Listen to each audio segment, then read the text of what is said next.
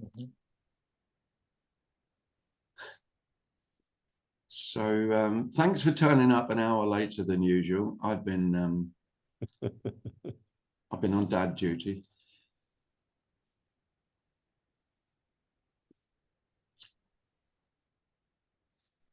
Just seeing Brendan has reminded me. Brendan's invited me to Brighton in April. So if any of you are thinking of a trip to Brighton, April the 13th on a Saturday. I'll put that up on my website this week. And I'm hoping to be in at the Philadelphia in London on the 3rd of February. 3rd of February.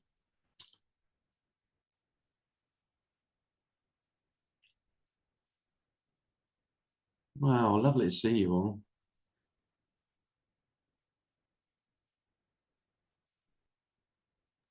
Excuse me, Tim. Hello. You're there on the 27th, aren't you? Oh, Catherine, yeah. Have you booked? Of this month. Have you booked? Have you cancelled? They couldn't do it, so I had to change. Oh. I had to change it to the 3rd. Oh, that's a shame. Yeah, I've booked a night at Pax Lodge and train tickets. Oh, well, I'll have to. Yeah. I'll have to just come to London to see you, won't I? Oh, blast. Oh, well. I am sorry about that. Yeah, I've not seen that it was cancelled. Okay. At least, I don't have to go there and find the door shut. No, I'm sorry about that. Okay.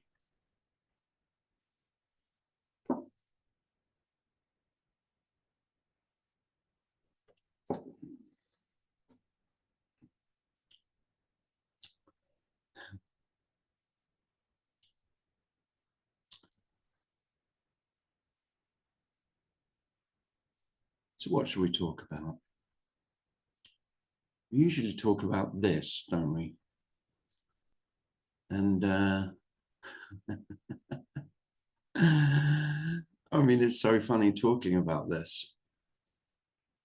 It's become more farcical. The more you speak about this, the more ridiculous it becomes, really. And because we're not talking about anything in particular. We're not talking about anything.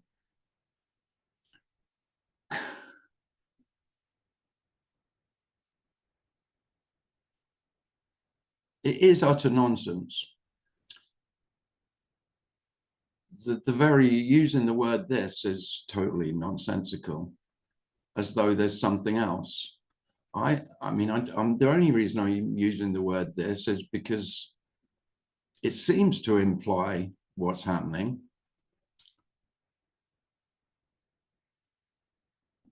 It does seem to exclude that, though, doesn't it? But of course, this is that.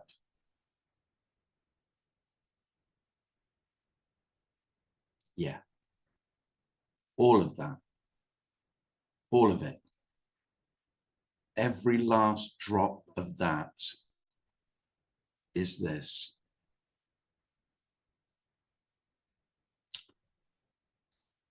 And talking about this, it can sound like, oh, well, I haven't got this, or I'm not aware of this, or I don't recognize this, so this must be something else. You know, this that they're talking about. Well, there isn't anything else. There's nothing else. This isn't somewhere else or something else. There's nothing else. Nothing more than this. Nothing less than this.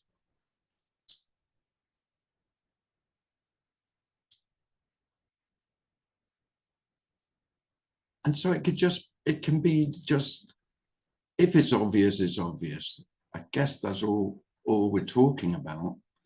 It seems for most human beings, that will always be separate from this.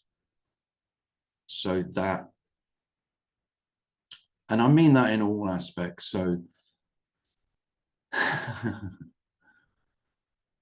I guess most human beings have the sense of this is me, I'm this, and you're that. I'm this and everything else is that.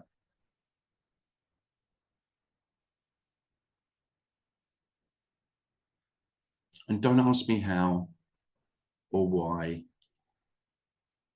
or whether it even happened, whether it even happens, but it can just be astoundingly obvious, ridiculously so, that what you've called this, which for most human beings is yourself, is completely empty. And what you call that, which is everything other than me, is equally empty. And the sameness of the emptiness, the all-pervasiveness of the emptiness,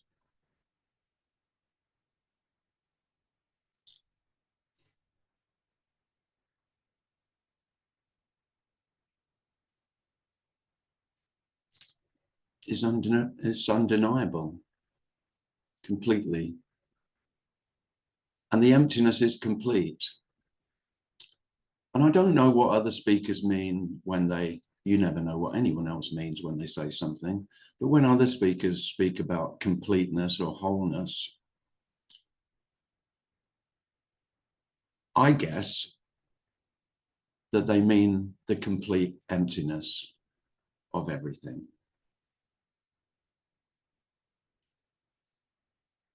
The same emptiness of everything. Empty inside, empty outside. No inside or outside.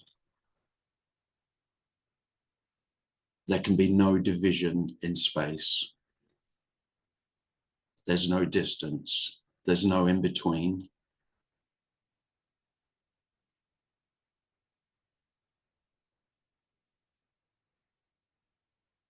And in that there is a complete sense of wholeness. I'm loath to use the word oneness because it sounds like one big thing. There is no sense of one big thing. I don't have that at all. The sense of oneness, I think that's a lovely fantasy. The emptiness is not a lovely fantasy. The emptiness is fucking empty. You won't like that. I'm not expecting anyone to like that. There's nothing to like or dislike about emptiness. It's fucking empty. It's neutral. It has no qualities and all qualities.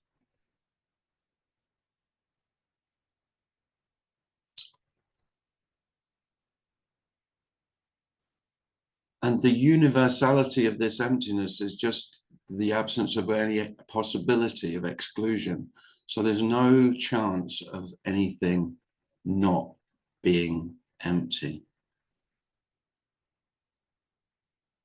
So there's no chance of anything being excluded. None.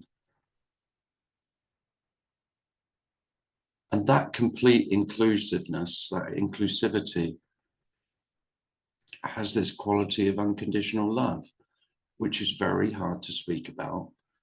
And I think most speakers, including myself, are shy about speaking of love and the all-pervasiveness of this love that is utterly inclusive,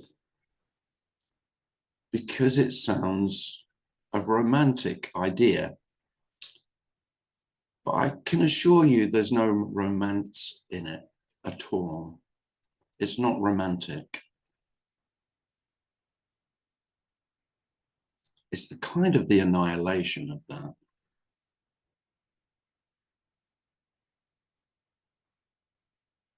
It's a devastating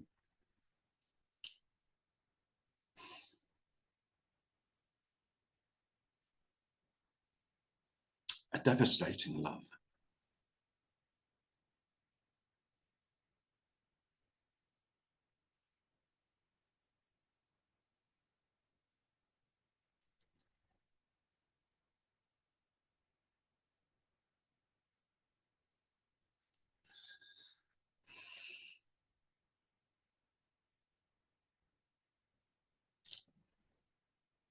And I don't know, but I think it's what most human beings hide from.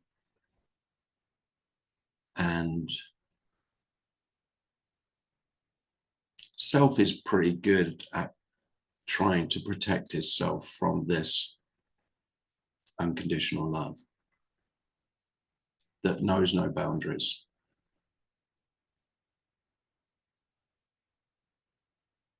A love that doesn't know the difference between love and hate, doesn't know the difference between anger and affection, doesn't know any difference, knows no difference. All difference is equally included.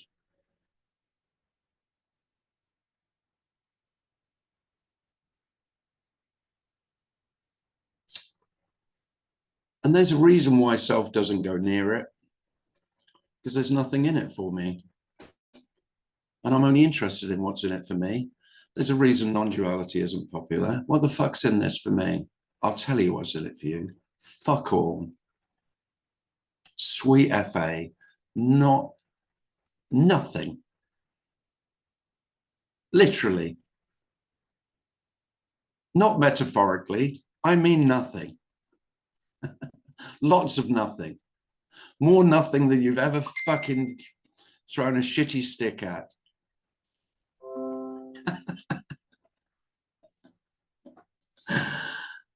So, yeah, that's what's on offer. And amazingly, that feels like love. More loving than anything I might offer you. If I offered you the world, if I offered you, you know, your most fantasized beloved, it wouldn't come close.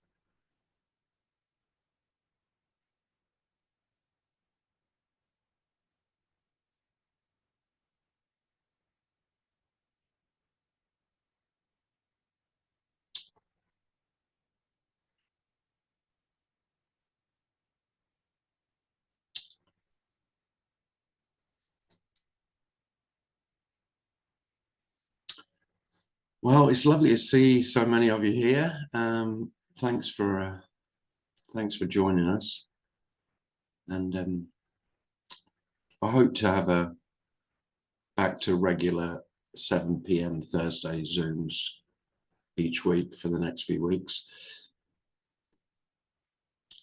And I'll put the details of my meeting in London and my meeting in Brighton. I'll put those on my website.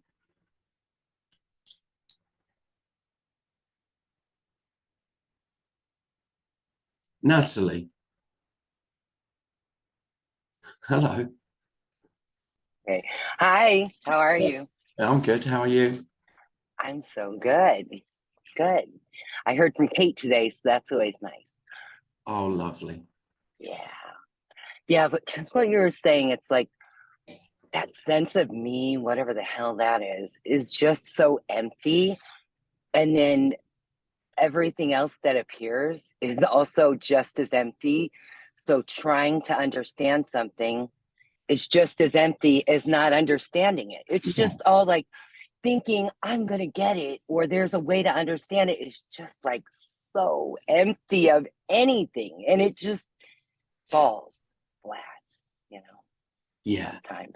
sometimes. Well, I mean, if understanding is just as empty as not understanding, then you know that's the end. That's the end of the you know, the whatever fascination and attraction understanding had. Right. I mean, Yeah. it's Right. It's the end of that. it's I mean, annihilated. it's empty. Yeah, it's annihilated because because the answer to if anyone now says what they understand when they tell me what they understand, I mean, I don't necessarily say it because I'm very polite, but the thought is always, so what? So what? You think you understand? So what? Right. You understand what? Good. But it's so good. I don't care. So what? It doesn't matter. Any understanding is just an understanding of emptiness. Yeah.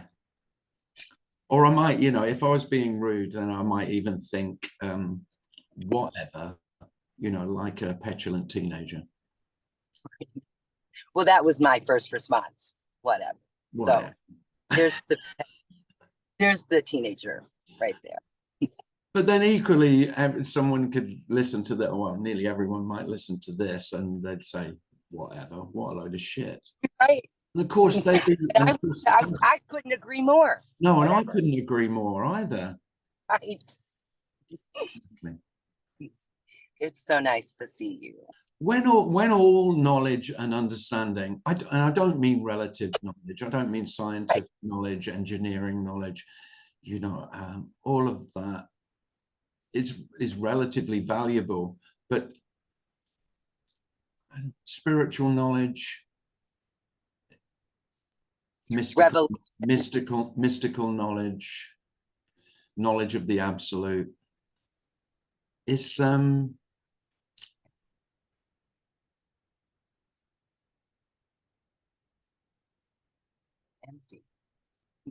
It's laughable, really. It's love. It's empty love. It's unconditioned. I'm not saying it's not wrong. It's just that no. It's just that it's not right. Right.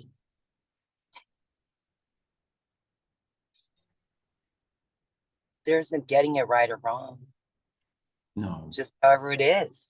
No, I mean, on the relative level, you know, everything is, you could say anything's right or wrong, but about everything. What can you say about everything? Yeah. Say what you like. Anything. Anything will do. Say whatever you like.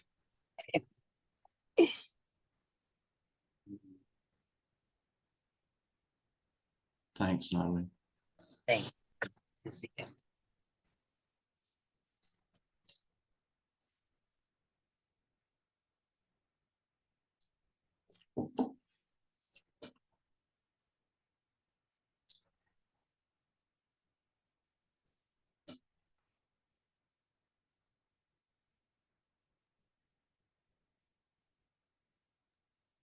Dario, go ahead, Dario. Hi, Dario.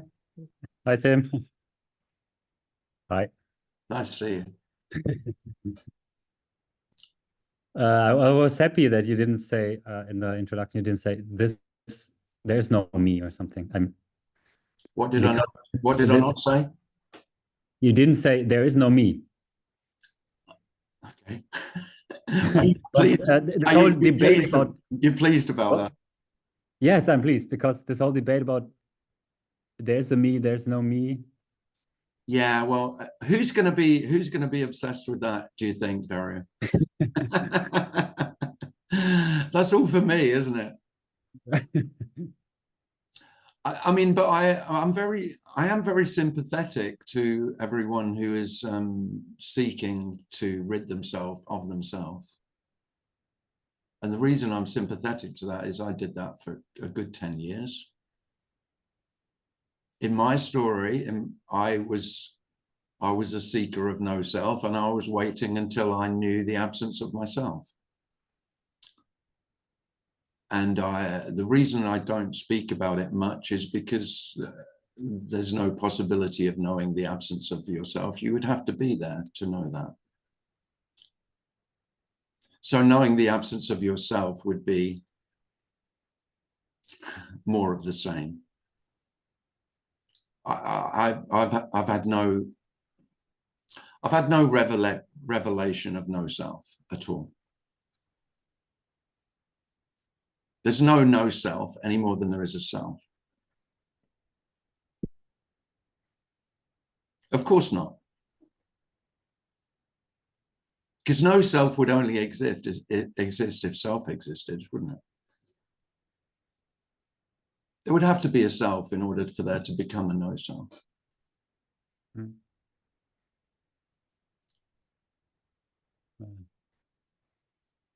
The best I've got to offer, Dario, is when the seeming right. There was no point when I realized that there was no self. The only thing I could infer the absence of the energy and the sense of being me was by the symptoms of how it felt to be me. The sense of being contained inside. That sense of separation.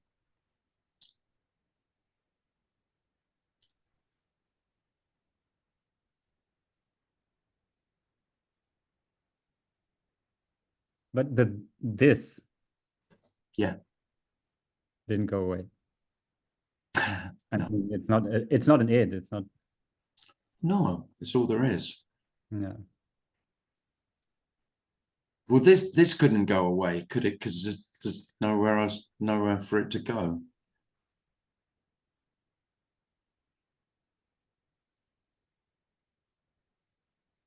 So this seems to appear, but I mean, even that's saying too much. This doesn't really appear.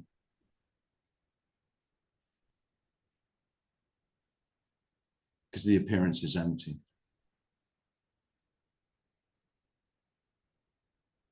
So the fullness of the appearance, which is everything that seems to be going on, seems to be happening, is completely empty. So even saying there's just this is saying too much.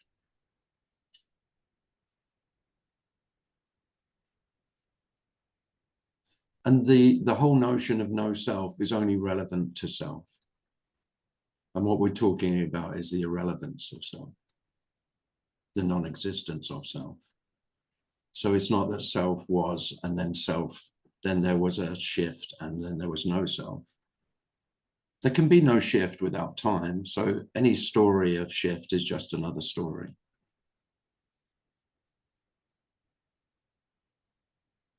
Yeah, in the first statement, you already got me. When you said that only me would be involved in. Yeah.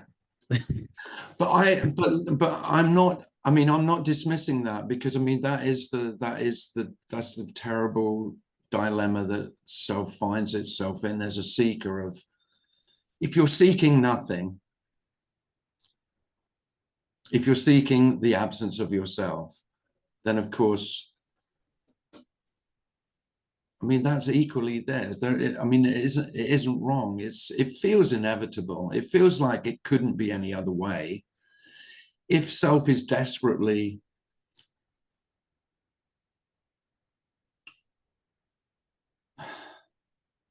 if self has made itself the problem, so I'm the problem. That's what I did. It just became more and more glaringly apparent and obvious that it was me was the issue. And then I found non-duality, and non-duality says, well, there is a way you can fucking get rid of yourself. And I thought, oh shit, that sounds wonderful. Please let me get rid of myself, please. Well, I mean, and I've got some just wonderfully dreadful news on that. And it is fucking awful. There is no self to rid itself of itself. I mean, it's terrible. It's the fucking worst. Don't let anyone tell you otherwise. If you are seeking this, which is a total impossibility because it's this already. There is nothing that can be. It's not that there isn't anything that could change. There's no possibility of change. This is always and only exactly as it is. It could not possibly be different. Whether there's a sense of self or whether there's a sense of emptiness. I mean, obviously I'm speaking about it, so I feel that I wouldn't speak about it if it wasn't compassionate. It didn't feel a loving thing to do, to speak about it. But it's still just this. It's only just this, not something else. For fuck's sake, there's nothing else.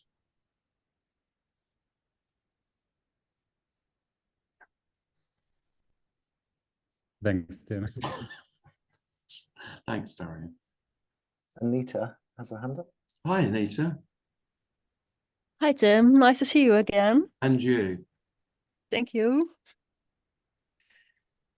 I was wondering if the apparent universe, do you think that it's guiding in a way? Do I think what is guiding? What was it? The apparent universe, is that guiding? I don't have any sense of that, no, because no, not at all. In fact, I would say that's one of the things that I've mourned, really. There's a sadness, there's a melancholy to this when it's obvious that the universe doesn't fucking care one jot about any of us. The only ones that care about us are us. So you might care about me, I might care about you. The universe, oh no, I don't have any. I mean, cold doesn't even come close. Like utterly, well, it's just totally oblivious. It's just completely and utterly Simple. neutral. I mean, it's just a neutrality. Oh, yeah, It's not that it doesn't care. I Mhm. mean, it would have to have a possibility of caring to not care. It's worse than not caring. It couldn't possibly care. It's because it doesn't recognize us. I mean, because there isn't an us. Yeah. I mean, there is only us. That's all we've got. But there isn't an us. It's really, again, it's not what anyone really wants to look at. Self will never go near this because all notions of a benevolent force, a benevolent source, of benevolence, we're the only fucking benevolence.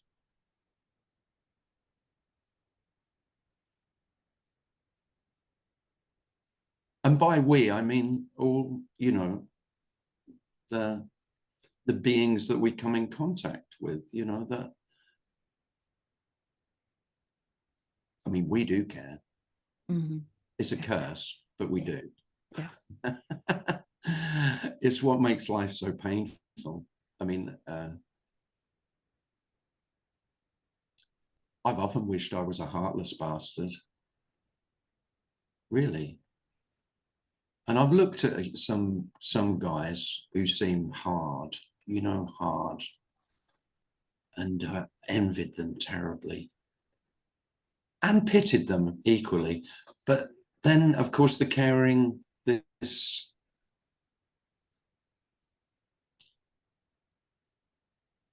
caring is the best. It's the best we have.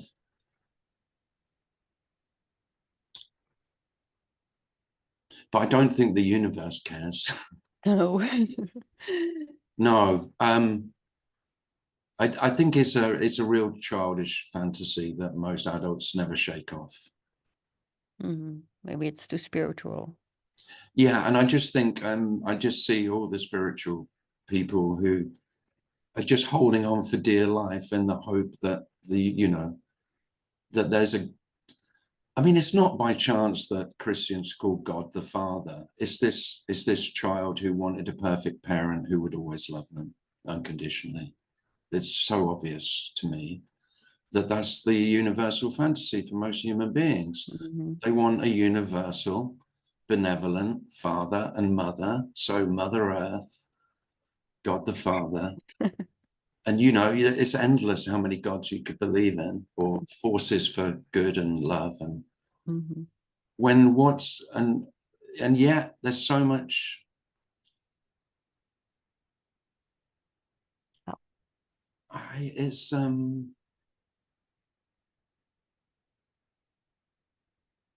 that can make me weep, because really all we have is each other to care for each other. That's all we have.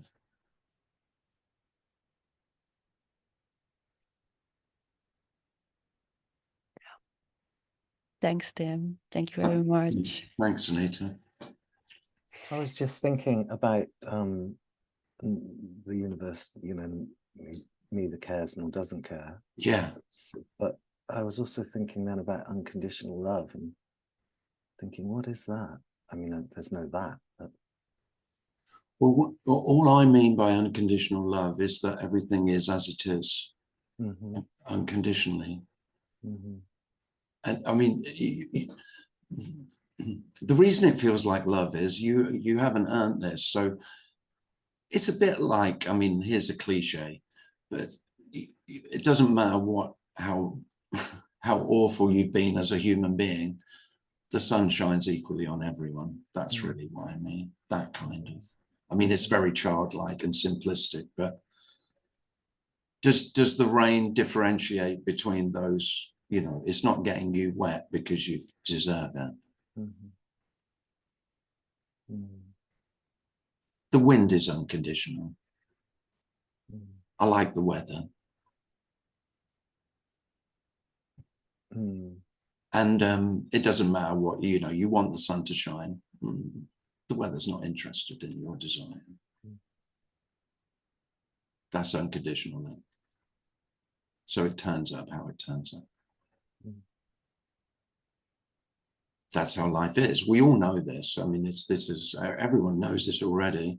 And most human beings spend their whole life, most of their energy, resisting what is, arguing with what is, saying it shouldn't be as it is. And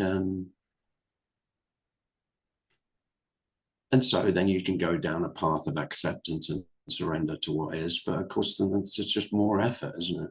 There's nothing wrong with any of it. But so the unconditional love is not love. It's everything. Yeah, more like the neutrality of this. Or the... But then when everything is, of course, if everything is love, if all of it is love, all of it, all of life, then there is no love. There's only love. Yeah, it's like when people say this is freedom. If there's no opposite to that, there's no freedom. Absolutely. Yeah. And that's really what I mean. So freedom and unconditional love are just words kind of pointing to the absolute nature of life. This is absolutely as it is, and there's no possibility of it could be any other way. In the chat, Torrance asks, what are your thoughts on psychedelics? He says, I feel there is a link between this subject matter and some psychedelics.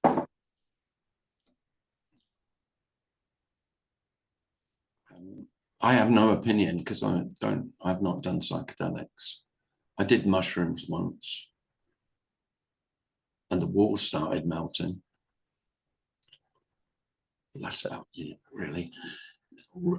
I would say anything, I would say this has nothing to do with any, but I would to do with psychedelics or any drug-induced state, because we're not talking about our state. I'm talking about all states, any state. So this isn't, I'm not talking about a non-dual state here at all.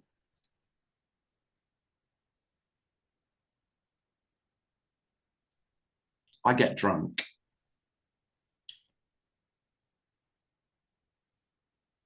But I don't think the world becomes more non-dual.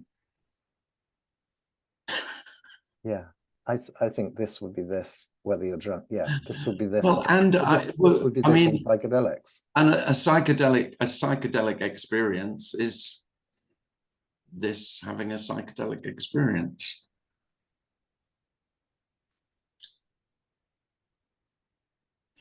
This has nothing to do with any particular experience, all experience, no experience, any experience. I can't emphasize enough. I'm not suggesting this is to make you feel better, happier.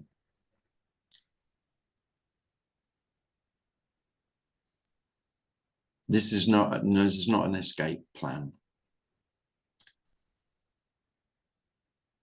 If you want an escape plan, don't go to non-duality meetings. Go to somebody who'll give you something to do that will help you escape. There's no escape.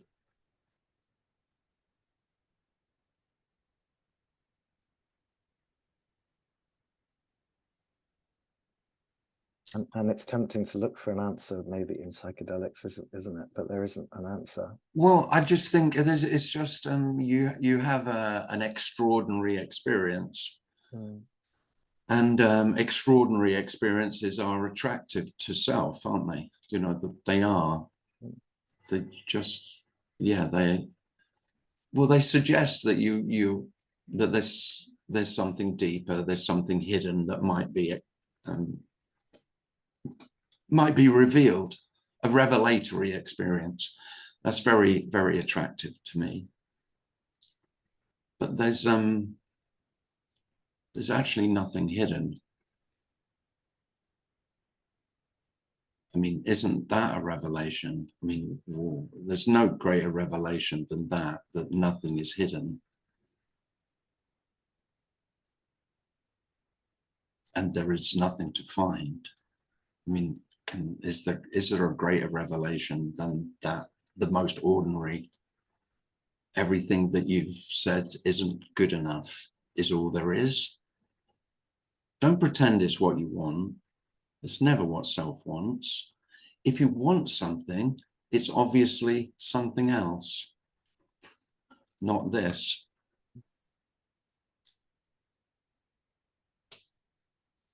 Michael, has it signed up? Michael. Several years ago, I came up with the word "das," which is a combination of this and that. I could just see you doing that. I didn't know you did that. It didn't catch on. No, why didn't you title your book? Das. This is das. This is das. Darn it. Too late. It sounds, I guess it sounds too much like ass as well. Yeah, das. Yeah. For a long time, I struggled with your "it's all love." And I relate to it. It resonates, or whatever that word means, but it harmonizes with this belief system. Here it's seen as that unconditional love is all self. The love for others, the love for life, the love for butterflies seems to circle up and then fall back into the self. Each persona is a unique combination of memories, self-referential memories, and a unique dictionary of words. It's a loop. It's a closed loop. Love has to be part of that loop. There's no out. There's nothing that can be known beyond that. What we think of as understanding is a misconception. We understand nothing. All we have is labels for things that don't exist, or things exist only in the naming of them. So I think this love is love of self. I love the people. I look at these faces, the memories of what they've been willing to share with me about their life. I look around and I see faces and I smile, but they're part of me. They're just part of who I am, and I love them because they've colored my life with their presence. You have, Tim. I love pictures of your boys. I love your love for them. I love the love for your brother. I love Darren. I could go around these spaces that I've fallen in love with, but it's me. Darren is my Darren. Oh yeah. You are my Tim. And I love that. I love my. Well, one of the things I might say about unconditional love is it's really that I can't know you, Michael, at all. And whatever I say I love about you or anyone else is what you would call, as you would say, itself. It's mine, but it's not mine, but it's unique. It's not what any other human being would think of Michael Markham. It's utterly unique. And one incredible thing that seems ridiculous is that when it's obvious that we have never known another, there's more love, not less. And that doesn't make any sense. Most souls would go over this just total bullshit. That's just nonsense. But yet that is how it feels. So I feel it really profoundly with my boys and my brother, as you said, because that's who I spend most time with. I feel it really intensely with them. I don't know my boys' little beautiful selves. I don't. How could I? There's no way of knowing. It's yet so without that delusion, which is a delusion that we collude with each other, that we do know each other. It's kind of sweet, and yet it's it's just not true. And so there is it creates problems because of course you don't actually know. And there's a more profound love in the not knowing, in the undeniable not knowing of others. I don't know anyone else. And I never have. So I never knew my mother or my father. I never knew my sons. Now, there can be a great sorrow in that as well, that isn't spoken about. And that too feels like unconditional love.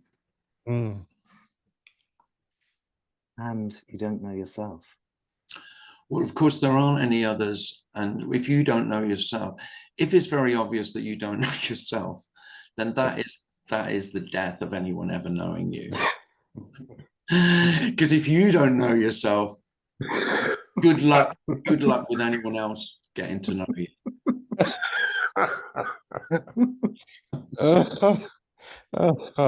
Thanks, Joe. Thanks, Michael. Yeah. I will say one other thing about knowing yourself. It can be, I had the fantasy that if I didn't know myself, then it would be replaced by something else. Wouldn't it? So I don't know myself. I don't know who I am. I don't know myself. So in place of myself will be knowing who I really am or what I really am. No, nothing in its place. Fuck all. Nothing replacing what was never known.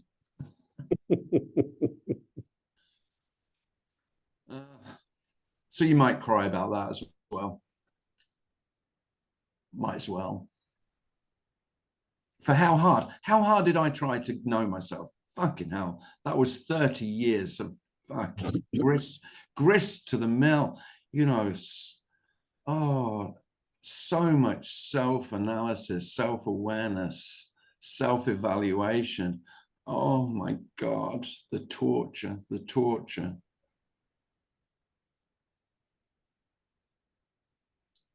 I think that's why I speak about this.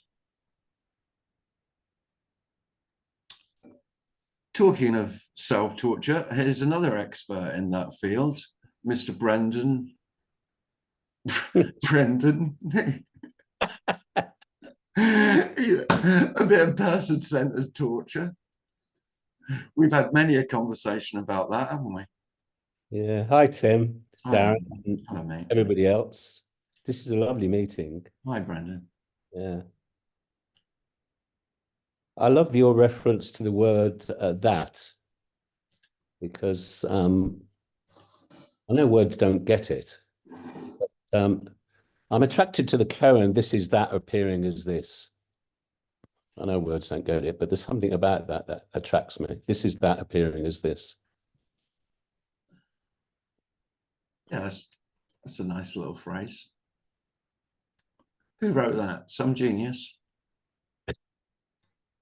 I came across it, but it just spoke to me. But Yeah, it's good. yeah. Well, some people deny there's a that. The thing about this and that is because, of course, traditionally this was referred to as that. Now, in modern times, we've progressed and we've ditched that and we've gone for this. That's me being facetious, but of course, this is that. The medium, of course, is das. Michael's das. Yeah, but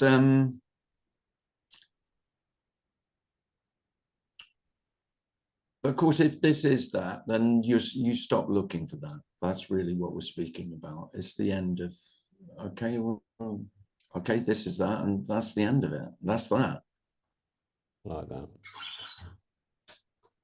Because the search, I mean, the search is for that, isn't it? Isn't it?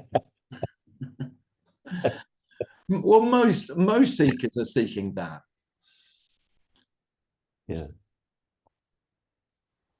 You can make whatever you want of that. I love So that. the wonderfully, dreadfully wonderful good news is that there's no finding that. There's only that. Unknown. Completely known, completely unknowable. All that's known. Mm.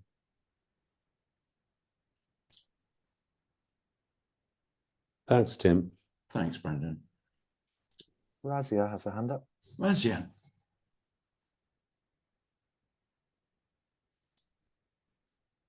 Hi, Razia.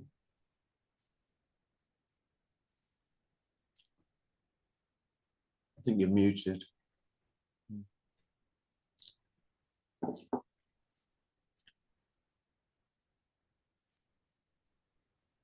Hi, Tim. Hi, Razia. Happy New Happy New Year. And to you too. You too. Happy New Year to all you guys. This Yeomaness. Feels happy it's a new year. Another year. I don't know, like sometimes I feel like we are, I think now Michael calls it nihilism, where we take away everything and we say there's nothing at all, you know? And I don't know if I agree with that. Like, I mean, how can we I don't feel, I mean, this message gets accused,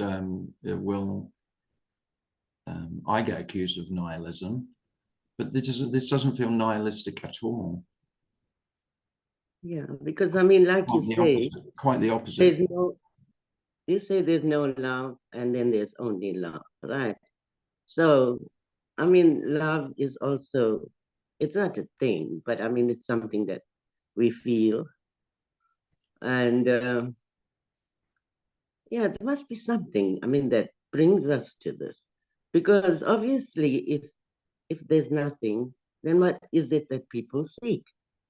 And when we can go back to the character, the term character, there was obviously a defining moment, like when you found yourself on that mountain with all your children, and suddenly you felt, hey, there's a difference here, you know, my life has changed. And then when you went back and you spoke to people, and they couldn't understand what you were talking about because they had not been through that same experience. You know what I mean? So Yeah, there but is that difference. in that There is something that, in that experience, Razia, in that experience, all that changed was I became a spiritual seeker for the next 20 years. yeah, yeah, but I mean, that's what it did. It was those in a way, there's nothing worse than an awakening experience. That just sparks the, oh, there must be something else. yeah, yeah, it's like that's what seekers seekers do, is they go looking down and say there is this term character who had such and such experience, right, that changed it. So they are looking for that, right? And no matter what we say to them, at the end of the day, they would always say that there is something out there that is like, I mean, I also heard you say that a few times. But we know that there is something there. There is something more.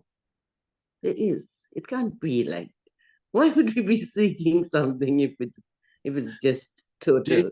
Razia, have you been coming to my meetings for for years, and you think I'm saying there's something more? No.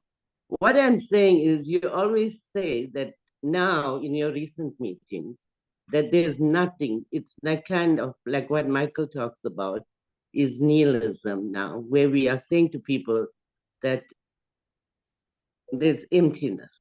I mean, obviously, I know when we experience that, it is completely empty. Yeah. But then we also feel that there is something more. I don't know. I feel that sometimes because, like, there's like a connection. Yeah, but that's not something. But that's not something more, Razia. And there is no connection. There's nothing to be connected.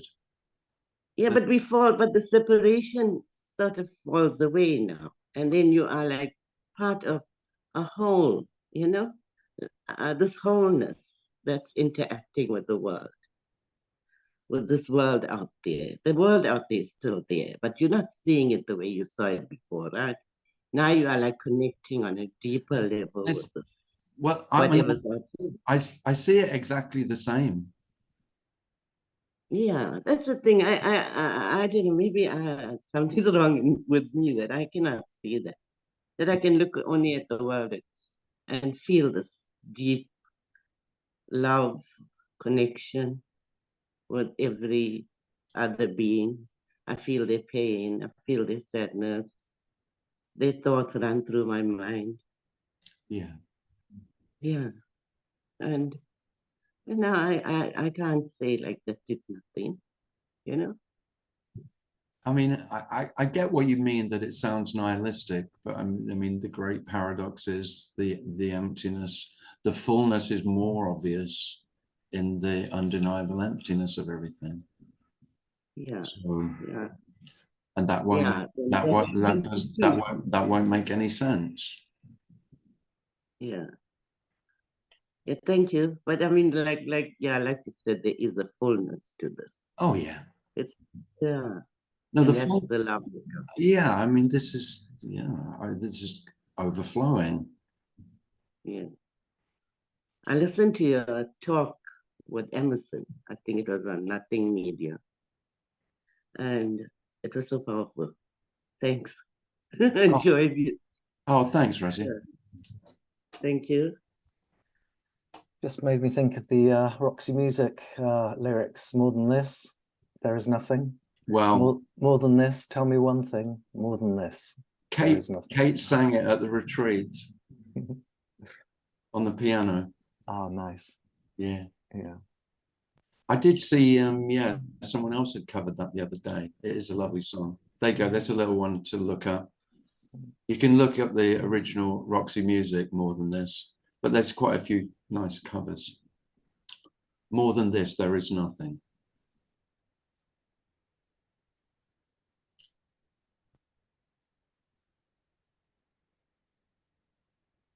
Patrice says in the chat, as a kid, there was this brand of stationery called Holly Hobby, which would always have printed on their items, "Love Is." Love Is, yeah. Yeah, I remember those. Yeah. Yeah, I remember those. Yeah. Yeah, they were a real 70s thing, weren't they? Yeah. Love is swimming in the sea with your best friend. Yeah. Or, yeah. I suppose And love of is. course, teenage boys would think up some really quite disgusting ones. Yeah. That's what I did in the 70s. My brother would have made a few up. Yeah. I suppose the non-dual one would be love is and isn't. Yeah, it's not even remotely funny, Darren. Sorry. Put that as your bumper sticker. You're going to get a lot of that from drivers. Yeah. Love is and isn't. I mean, we shouldn't. We need another word. We need lots of new words. I mean, Michael's always making up new words, but then discarding them. But we need words. So unconditional love is not the appropriate term for what I'm trying to speak about at all. It's shit. But we've got very limited vocabularies, us pathetic little creature human beings trying to convey the wonder of everything and nothing. How in the hell are we going to do that? So kind of stuck with something like unconditional love. But of course, love is usually used as a feeling. And I really get that when Raz is speaking, she's talking about feelings of love. I'm not talking about feelings of love. I'm talking about all feelings, all the feelings, all the ones you hate, all the ones you never want, all the ones that you really think that non-duality might get to fucking rid of. No. All of it. It's all love. It would be better not to put love on it and just say unconditional, but just saying unconditional just doesn't sound good.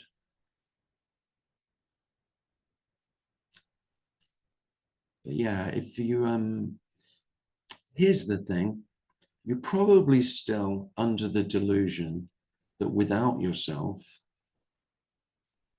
well, number one, you would feel much better.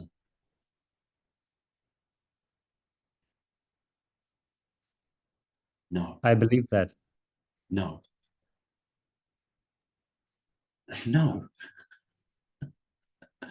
No, not at all. There will be the feelings that appear. Isn't that how feelings, I mean, really, have you any idea where feelings come from? I mean, thought spends a hell of a lot of time and effort trying to work out where feelings come from and how I might feel better. I spent a lot of time, energy, money, suffering, trying to do that. Thought controlling feelings. Yeah, I was just thinking, just because there's no one claiming those feelings are still same feelings. In fact, it's really, there's freedom for feelings to be felt. Because whatever strategies I might have used, they don't seem available. Or maybe there's no motivation to use them. I can't work out which one it is. Maybe it's a bit of both. But whatever I used to do doesn't seem, number one, it seems pointless. Number two, it doesn't seem to work. Even if I did it, I would just, and so feelings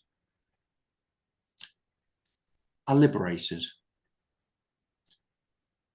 And self is afraid of feelings. Come on, fess up. You're afraid of feelings. Feelings feel dangerous. Well, they're not. Feelings aren't dangerous at all. They're only dangerous to me. They feel dangerous to me.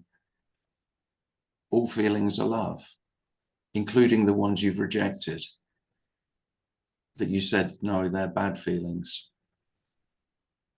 Feelings of rejection, feelings of sorrow, feelings of grief, feelings of anger, feelings of resentment.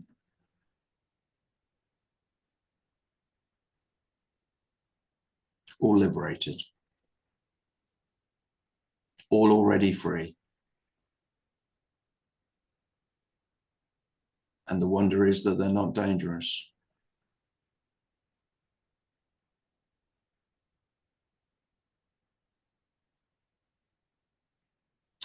Well, it's been a pleasure to see you all. Thanks everyone for coming. Really good. Thanks. Thanks, Darren. Thanks, Tim. Thanks, everyone. Thanks, Tim. Thanks, everyone. Thank you, Tim. Thank you, Tim, Darren. Oh, you're welcome. Thank you. Happy New Year Happy New Year, everyone. to everybody. Yeah. Thanks, Thank Tim. you. Thanks, Thank Liliana. you, Tim. Aaron. Yeah. Thanks for coming back, Tim. Thank you. Thanks, Liliana.